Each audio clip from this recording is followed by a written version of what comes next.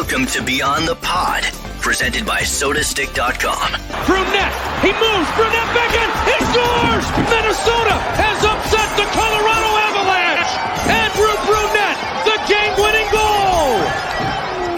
Here are your hosts, the second greatest scorer in Gopher hockey history, Pat Micheletti, and the second greatest hockey analyst on this podcast, Brandon Mileski. Hello and welcome to another episode of Beyond the Pod. It's brought to you by SodaStick.com. I'm Brandon Mileski. Pat Micheletti is always with me. Hello, Patrick. Hello, Brandon. Wild finally got a win last night, and after a little bit of a slump, we're now joined by former Minnesota North Star and now executive assistant for the Minnesota Wild, Mike Modano. Mike, thank you so much for your time today. I really appreciate it. Odd question to ask you first, if that's okay. I was watching Mighty Ducks with my child the other day. He wanted to watch the movie. I saw you pop up on my screen, and that's why I thought, man, we got to have Mike Modano back on the show. Do you get any residual checks from Mighty Ducks? I'm assuming it's a lot of money. Business. First 10 years, it was really some good ones. You know, you get the speaking part, you get your nice little SAG card. It's official. You know, you got a speaking part, and so you start getting residuals. So 30 years later, they're not much, a couple bucks here and there from Disney. So that's not as popular as it once was, but I have more kids recognize me from Mighty Ducks now than I did for playing hockey. So it's weird how things have changed. It was you and Basil, right? Yeah.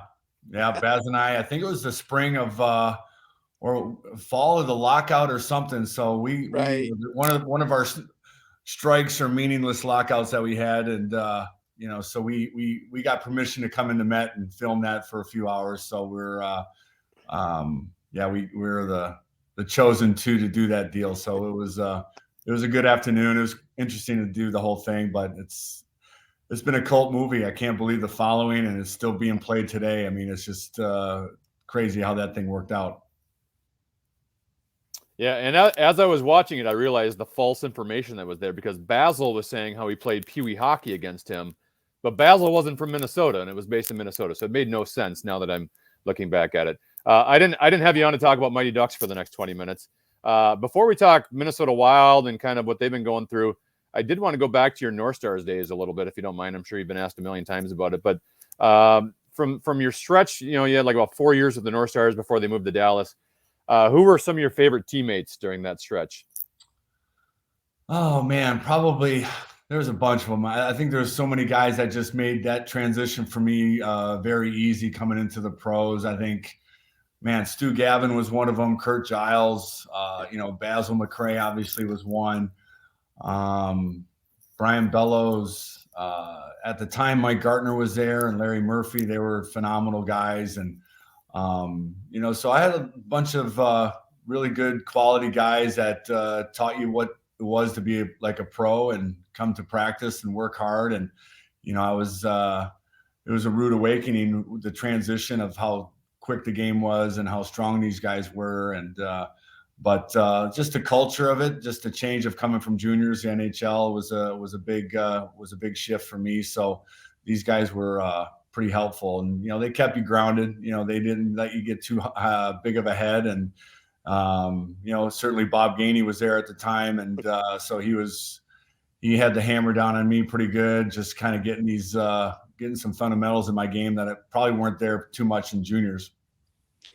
And that building was one of the best buildings to play in. Mm-hmm. I mean, best ice in the league at that time. Yeah. I mean, it was phenomenal.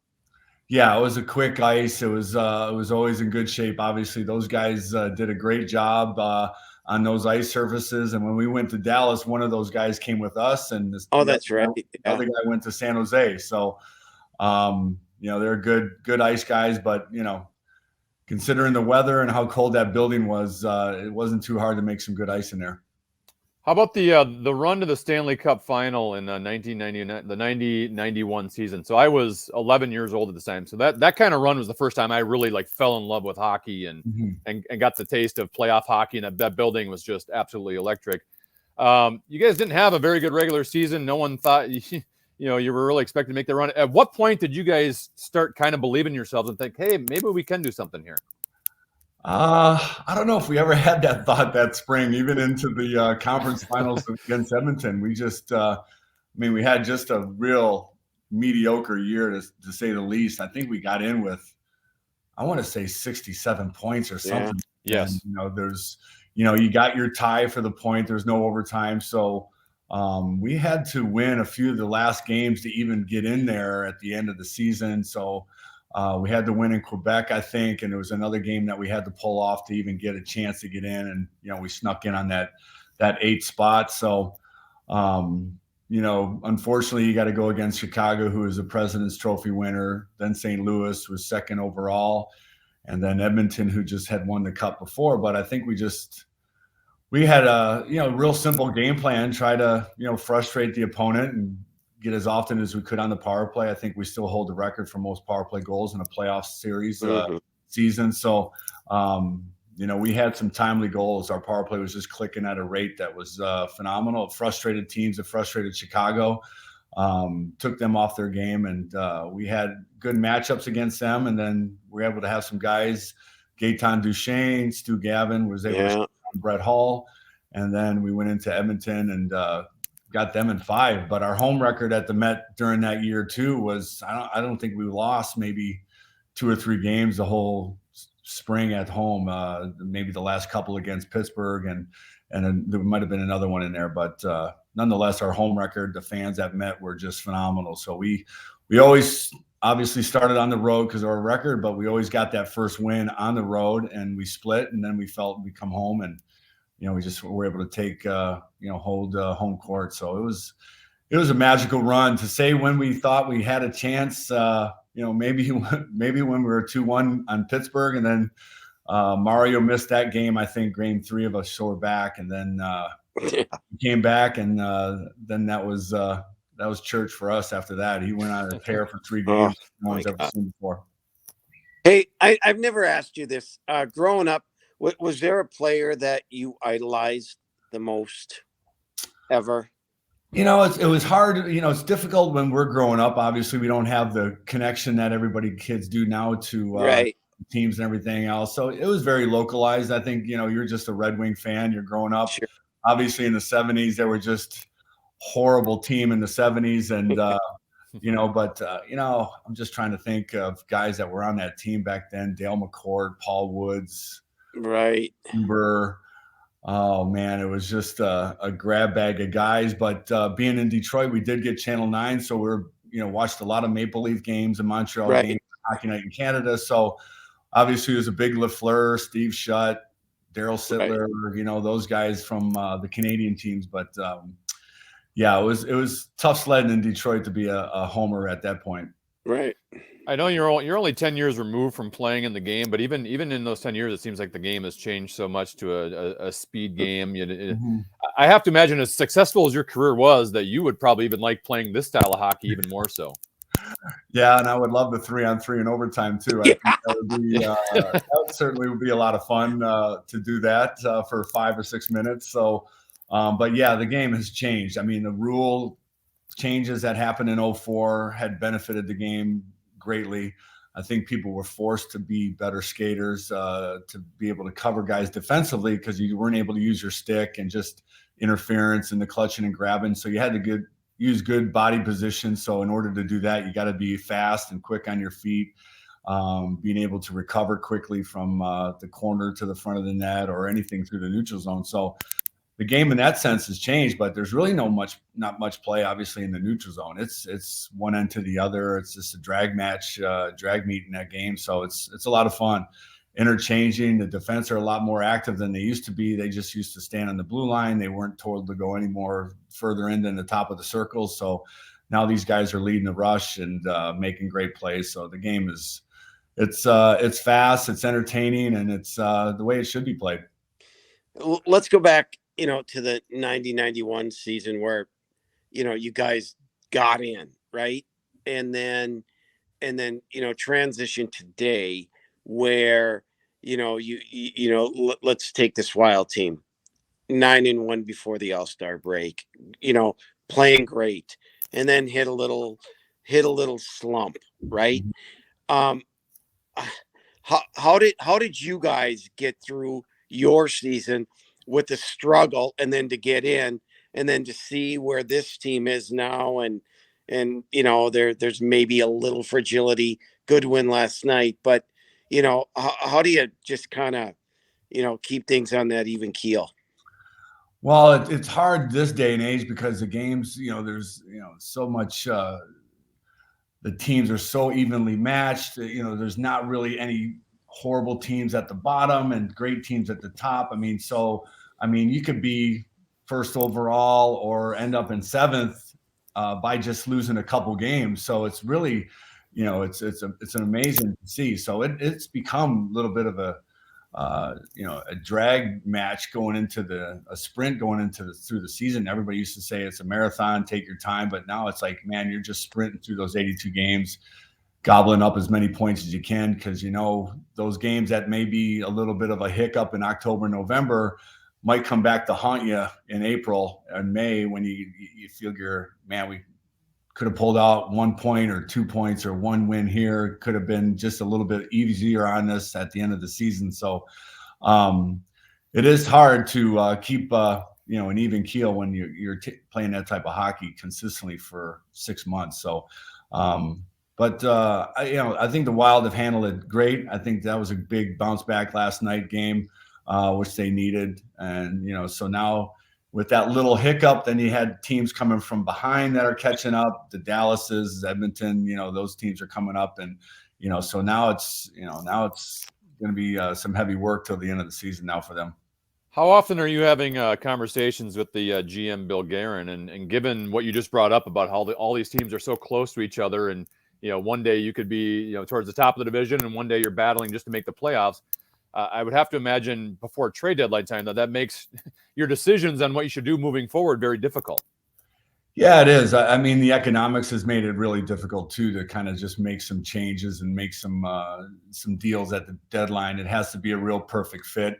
I think in Minnesota's situation, it might be just a loaner deal that you just get some guy if it can help through the playoffs and get something like that. But again, you have a team that's really changed the culture and the perception about this team throughout the league in one season. So they've really kind of put together a great attitude, a good work ethic. They've created a new identity to themselves. That has a lot to do with Billy and Dino and those guys behind the bench too. So, talking to Billy, we chat quite often. We did yesterday, and had a good game last night. So we check in. I'll be in town for Koivu's deal here coming up, and then the trade deadline. So there's a lot of some momentum gathering up for the next couple of weeks. Kaprizov, when you watch him, what do you see? Man, you just see a kid that's just really I think it's his feet that just really kind of make him stand out. His edge work, his ability to keep speed when he's going side to side and he's doing 10-2s with his feet, and he's just able to keep some speed and come out of corners. But he's fearless. He's not scared to challenge guys. He's not scared to go one-on-one, make some moves. And that's the day and age. It's not a chip and chase game. It's very possessional too as well. So you get that puck, you want to hold on to it, and but he's got some great second and third effort to him. Some great flash, but he's a guy that brings people out of their seats. It's been a while, probably since Gaborik, that they had a guy that could be as electrifying. But I think this kid's even more so. He might be, their best overall talented guy they've ever had on this team. Yeah, obviously the chemistry with him and Matt Zuccarello is pretty obvious. They look like they share a brain together. Who in your career did you share a brain with the most? Or is there a certain style of player you like to play with, or is there just one guy that, man, that guy always knew what I was thinking? It's funny when you go back to all that skill we had. We always felt we played better if there was one guy particular good at something. So mine was a little bit of skating, kind of carrying the puck. I think Yuri Lettinen was more of a puck retrieval guy, very positional, could dig out and make great plays on the boards, getting it out. And then, we always had an interchangeable guy on the left side, and Brett Hull was there for a little bit. We just used to rotate a left winger in there all the time. But yeah, I would say Yuri was kind of my, security blanket out there. So we like to kind of try to mix three guys that were all good at something differently. You get three guys out there, they're puck carriers or dishers or shooters, and they're all doing the same thing. It's just kind of counterproductive. But I see that with, I think Zuko is just more of a, he's a playmaker. He says he's got great vision, great poise and patience. He's kind of just real sneaky out there with the puck. He makes some great plays. And, I think Kirill's able to keep some speed and, when they're kind of moving and kind of short pass support in the new offensive zone, and they're kind of starting to spin and kind of come out through the blue line and kind of start doing, some wagon wheel stuff. It's fun to watch, but they've certainly got a great chemistry going right now. Is there a team in the NHL that has surprised you at all this year in terms of, where they are, or thought they'd do better, or this team's down a little bit? I think out west, I think it was Anaheim at the start. I was surprised at the first half of the season that they had, and I'm kind of surprised at LA's how they turned it around. I think it's been a big surprise. But they always had the talent. I think Sutter's had a big change in that organization to add a little bit of grit to their game and toughness. But I think those three teams, I think you're always going to have Vegas in the mix there. Edmonton's been a little bit of disappointment. But then you go out east, I think you still have the same guys out there doing it. Wash, Pitt, Carolina, Tampa, Florida. Those five teams are just solid as can be. And, I think right now, the East has some of the better teams in the West do right now. Hey, Brandon and I were discussing this last night, and we talked about matchups in the playoffs, right? Or, for example, the Wild played a team last night in the Rangers who are skilled, who get up and down the ice and, so forth and so on. And then, compared to a team like Calgary, who has some skill, but's a heavier team, right? And they like to muscle you. How important are they important? The matchup that you have in that first round and that sort of thing. Well, you hate to lean on that. You hate to think, right, for a certain matchup, because it just really seems to never work out that way. But I think this playoff format has worked. It's hard to do. I think the better teams sometimes don't make it through because you have such a big, tough opponent in the first and second round. I mean, for a second or third seed team in Central, you got to go through St. Louis or somebody, and then you got Colorado on the back end just to get it through the second round. So right, it makes it tough sledding for anybody in that middle mix. But I think with Minnesota, I think with the way they played last night, and granted they've had some guys out, I think Foligno just really kind of brings a little bit of a edge to their team, and so I think he's able to rally everybody. So they play a whole different game when Greenway, Eck, and Foligno's together, and right, he's up some other guys. But I think Minnie can play any type of team. I think they can match up with Colorado and St. Louis. I think Nashville, Dallas, those two teams as well too. So it's nice when you have the ability to kind of play any type of game. But when Minnesota's got a little nastiness to them, they hit, they edgy, and then they have the skill that comes behind that. It makes it a tough opponent. All right, Mike, you're not allowed to give yourself as an answer. Who's the greatest American hockey player ever? I know this debate thing goes on forever. To me, it's so generational. I think, for a time there, and, obviously the 80s and early 90s was Chelios and Leach and these guys. Prior to that, I mean, you're dating me now. I can't go back that further, but, Neil Broughton, Phil Housley. I think Pat LaFontaine would have been the highest scoring ever if he never had injuries. But I think when it's all said and done at the end, when you look back in another 10, 15 years, you'll probably say Patrick Kane is. Yeah, he's unbelievable. He'll have the numbers. I don't know if he'll get the goals. You probably have Matthews will be I was the gonna top. say Austin Matthews. If he continues this pace for another 8, 9 years, he'll pass that for sure. And Kane's just a matter of time before he gets the point thing here in a couple of years. But he's still knocking it off at a good rate. So in 10 years you'll say Kane is. Do you and kind of your group of players, you mentioned the Chelios and the Tony Amontes and that kind of era of American hockey. Do you guys take a lot of pride in the fact that there's kind of transition from the U.S. was never kind of on Canada's level, never on the Russians' level, and kind of that group in the 90s, I think kind of segued, not that American hockey is the most dominant country out there, but, they can compete with Canada now, and they can compete with Russia and Finland and Sweden. Do you guys take a lot of pride in kind of being that transition? Yeah, I think some of us, or a lot of us at the time, were on the 91 Canada Cup team. And so at that point, we're all, we're all like 21, 22, 20. Kelly and Brian were a few years older, not much, but then it segued into the World Cup in 94, which was in 96, I think it was. And then we just, had a phenomenal summer.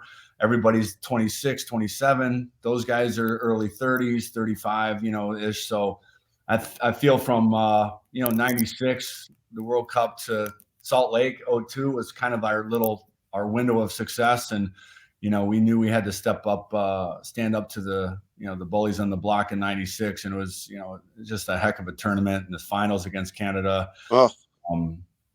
Having to win 2 in Montreal after losing the first one in Philly was just a phenomenal comeback. So, Nagano wasn't that great. Salt Lake was a great showing. Torino was okay, but we felt, we made a stand there from 96 to 02 for a little bit there. And that really expanded USA hockey too, didn't it? I mean, just, more kids playing. I mean, everyone watched that, and, it was just kind of the growth of USA hockey. And, now we have kids from everywhere. You look at Austin Matthews and, from Arizona and, players from everywhere. Yeah, it was big with the expansion, obviously, when you start hitting Florida, Tennessee, Texas, Right. Arizona, then a couple more teams in California. So it certainly started in the community, and you get kids involved, and, the kids wanted to go to the game, and they're asking their parents are going to take them. And then you get a little bit of interest. You got this Learn to Skate program that every team does throughout the league, where they donate free equipment and they get ice for 5 weeks every Saturday. So they've done a lot to kind of push the game and just kind of introduce kids to the game, because it's a hard sport to play in warmer climates. You don't have access like you do, obviously, in the Midwest and out east to rinks and outdoor ponds and whatnot. So it makes it a little bit difficult, which makes it even unique of a story to see Matthews and kids from Texas and Florida get Division I scholarships or come out of USHL and get drafted. So it makes it even more of a success story. But it started with Wayne when he went to LA too. It just kind of spread throughout the game, and you tap into some new areas of the country, and then the growth and the talent pool gets increased, and then we see where we're at this day. All right, you're down in Arizona. You're seeing what's going on, with the Coyotes and their arena issues, and next year they're moving into the ASU building for a year. It's been talked about. It's a great market. It's a big market. But it hasn't worked, the way that the league has wanted it to. What are your thoughts on the area and the sustainability of a franchise there?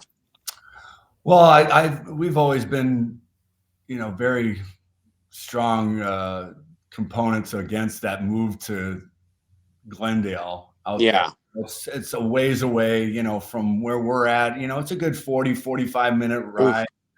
out in the middle of nowhere. So it makes it tough for any family just to decide at 5:30 at dinner, hey, let's go catch a Coyote game and, do some walk-ups. But, you got to plan your day, you plan your night. You can't really stay out too late there because it's a long drive home. So you have to have some smart, transportation set up to get back home. And, so you lose out a little bit of the money that's on Scottsdale and on the east side of town where, they're not going to make the run to, Glendale. It's just too far. They had a great tax break in the land and, some revenue sharing that was going on in Glendale for the Coyotes, but it just didn't sustain. And, it's been tough. It's been a slow death out there. Downtown at US Air was great where the Suns played. But the building wasn't adequately built for hockey. You had a lot of, blind sight lines in that arena. So these guys here have great plans to build a phenomenal rink over by ASU and Tempe and, the northern Scottsdale area. So it'll be a great facility, but temporarily they're at the ASU building, which holds maybe 5,200 Right. tops. So it's going to feel like, you take the 5,200 from Glendale, you put them in ASU. Now they got sellouts. So, Right. but they got a long-term game plan, which should be good. So I think it'll just help when they get on here this side. They can hit the corporate, fan base and younger up and coming families with some money that just want to say, hey, we want to go to a game tonight. And they'll have some great walk-ups. So it's going to take 2 or 3 years, but as what I see with our kids playing and going around town, there's tons of hockey, there's tons of rinks. So the roots are there for this to happen. Mike, really appreciate your time today, and we'll talk to you again down the line. You got it, guys. Thanks for having me. Thanks, Mike. Yep. Thank you. Mike Modano, now an executive assistant for the Minnesota Wild. Before I talk to you, Pat, let's talk about sodastick.com. Go to sodastick.com, get your original Minnesota sports inspired goods. If you haven't seen the stuff yet, you got to check it out. One of my favorite designs is right here. Makes sense with talking to Modano. The Met hat, they got the Met shirt. Absolutely love it. All their apparel screen printed here in Minnesota on super soft, super comfy shirts. You're going to love it. We'll hook you up with 15% off your next order. So use the code KFAN for 15% off. That is sodastick.com, original Minnesota sports inspired goods. Use the code KFAN for 15% off. How cool is this hat? Very cool. You going to bring me one? Do you have mine? I'll talk to Landon at sodastick.com and we'll hook you thanks. up. Appreciate that. Let's talk a little college hockey here, Yes. Pat. Since Big we have weekend. Conference tournaments going on, let's begin with the Big Ten. Notre Dame at Michigan, Penn State at Minnesota. Your thoughts on those matchups? Well, 2 weeks ago, Notre Dame did Minnesota a favor by sweeping Michigan, which allowed Minnesota to sweep Wisconsin and claim the Big Ten title. Yep. Those two teams, as you just mentioned, play again this Saturday for the right to go to the championship. And this time it will be in Ann Arbor. For some reason, Notre Dame's had Michigan's number.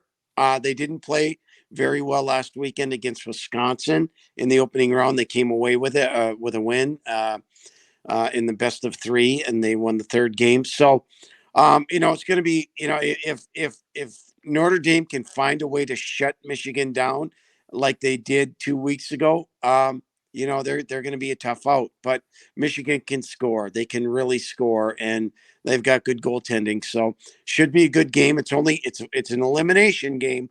So you win, you move on, and 2 you're out. So it should be a good one. And then Penn State, Minnesota. Penn State goes into Ohio State and upsets them, which potentially may have knocked Ohio State out of the NCAAs. We'll see in the upcoming weeks. But, I think Minnesota's playing so well right now. They're really dialed in, 8 wins in a row. And they've got everyone healthy now, and they're deep. And, I don't see how Penn State can come in here and win, to be quite honest.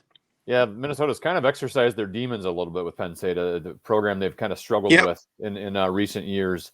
And I was listening to Bob Motzko on with Paul Allen yesterday on The Fan, and it was interesting that typically you like having a bye and you like having the rest and getting a chance for all your guys to heal up. But they were on such a roll, you almost don't even want to take that week off. Right. And I mean, there's certainly pluses and minuses. They're playing well. They want to keep on playing.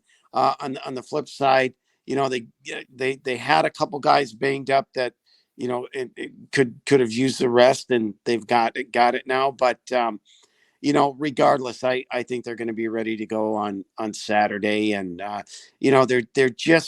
they have too many weapons that if one of them's down, they pick each other up. And the big question mark was, can Justin Close be the guy in the net?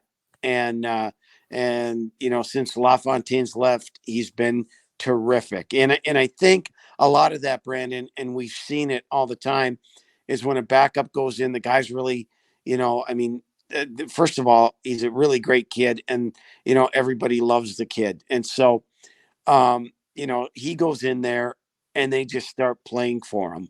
And that means, what? I got to come back in my own end. I can't cheat here. And it's all for let's help our goaltender out. And they've done that. And, and it's shown with the number of wins they have. All right. NCHC, you got the 8 teams all battling it out this weekend. Miami at Denver. I know you're going to be on the call for UMD at St. Cloud. Colorado College is at North Dakota. Nebraska, Omaha at Western Michigan. I know you'll be able to break down UMD St. Cloud quite a bit. You've seen both those teams a lot this year. I always find it fascinating, Pat, when you have teams that are basically locks to get into the NCAA tournament, and then you're going up against teams that need to win their way in. Like, how much do the teams that are already? I know you're playing for seeding, and you'd like to get up to a higher seed and all that stuff, and you're playing rivals, right? You're playing teams in your conference. You don't want to lose to them, but I always find it fascinating, the approach of a team that maybe doesn't have everything. They don't need to win that game versus a team that does need to win the game. Yeah, and you talk to every coach, and they say, "Oh, no, we're not even thinking about that." But sure, I mean, they are. They know, and the players. Take Minnesota State. They had a tough first game against St. Thomas last week. We're going to talk about that next, right? Yes. Yeah, and so they know they're going to be a number 1 seed. It's hard to get yourself to click it up. Say, let's play like we need to earn it where they already have. And so it's somewhat difficult, and it's for a team like St. Cloud and UMD this weekend. Let's take them. UMD is still, if they don't win this weekend, they're going to be, just praying on bubble. On that bubble. I think St. Cloud is safe, but regardless, these two teams are rivals now, and they played last weekend, where the winner gets home ice, and St. Cloud, gets a tie and a win, and now they get home ice. But it's going to be a very low scoring series. You got two teams that play different styles. One likes to shut it down. One likes to open it up a little bit. And so, it should be a real good series. And finally, 2 matchups in the CCHA, as you mentioned. Minnesota State Mankato had some issues with St. Thomas that first game. They were trailing in that game on Friday night, and then they easily took care of business on Saturday night. They host Grand Patolny in Northern Michigan, and then you got Bemidji State at Michigan Tech. Yeah, I think, Northern Michigan beat Minnesota State last year, and Grand Patolny's team, was always in the middle of the pack. But then once, they kind of build themselves up and play pretty well, it's going to be a tough out for Minnesota State. Again, this is Northern loses, they're done. So they know how important this game is. It should be really, really good.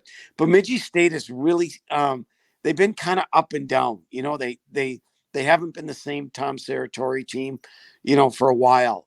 They're playing a team at Michigan Tech who has really surprised a lot of people this year. And, they in fact, they lost twice 2-1 to Minnesota State, a couple weeks ago, but they can play awfully good. I think it'll be a really good game, but I'm going to give the edge to Tech there. All right, thanks Patrick. We'll talk to you maybe Sunday for Wild Fan Lane. If not, Yes. I'll talk to you next week on Beyond the Pod. Sounds great, Brandon. Thanks. All right, he's Pat Micheletti. I'm Brandon Mileski. This has been another episode of Beyond the Pod. Make sure you subscribe if you're watching on the KFN YouTube channel, or make sure you subscribe if you're listening to the iHeartRadio app or wherever you get your podcast. We really appreciate it. Hit that like button if you could as well. We'll talk to you next week right here on Beyond the Pod. Bye.